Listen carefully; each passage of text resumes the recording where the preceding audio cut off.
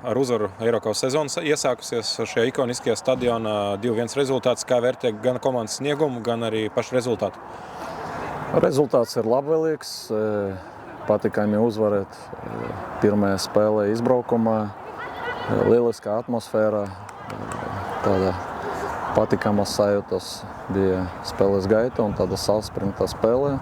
Par spēles pašu plānu, ko izpildīja spēlētāji, esmu ļoti apmierināts, jo tiešām gatavojamies tam, lai daudz kontrolētu, lai piespistu pretiniekus viņu soda laukumam un neļaut izmantot pretuzbrukumus un pēc iespējas, lai viņiem mazāk būtu tā bumba, jo viņi, kā mēs redzējām, uzreiz sita soda laukumā un tas bija bīstami. Bet aizsargi ļoti labi aizvadīja spēli, pusargi. Un kopumā tas plāns strādāja līdz brīdim, kad mēs sākam zaudēt bumbas. Pēc maiņām gribētos, lai spēlētāji, kā to izdarīja Tigurs un Lemaičs, arī Sava diezgan labi, bet gribētos no Laša un Gutje, lai viņi ienāktu uzreiz šāda spēle, bet diemžēl šodien viņam tas neizdevās. Bet kopumā ļoti laba spēle. 0-1, pirmie ielaižam, tad 2 vārti. Tas tomēr nav bieži gadījums kopumā futbolā. Biežāk īpaši izbraukumos ielaižot vārtus. Procentuāli neizdodas bieži vien atspēlēties.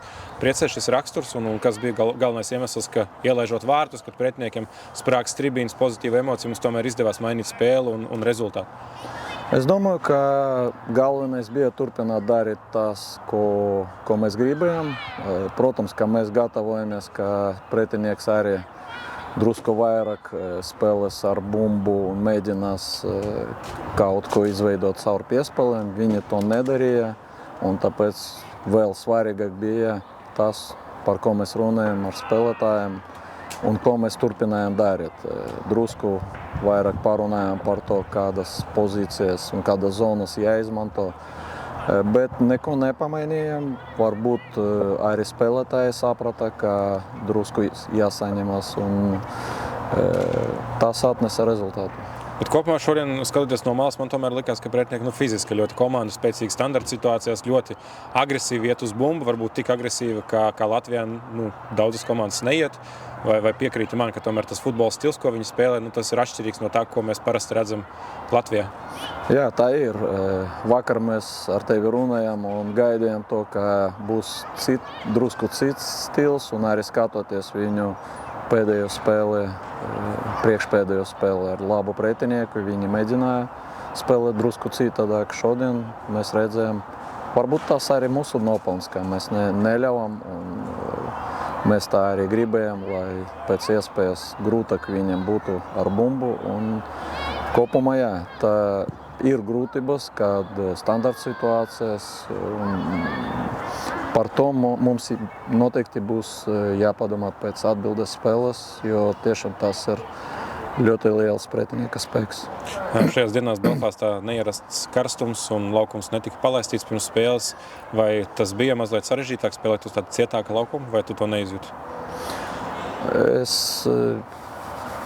sēžu tur uz beņķa, es neizjūtu to nekādā mērā.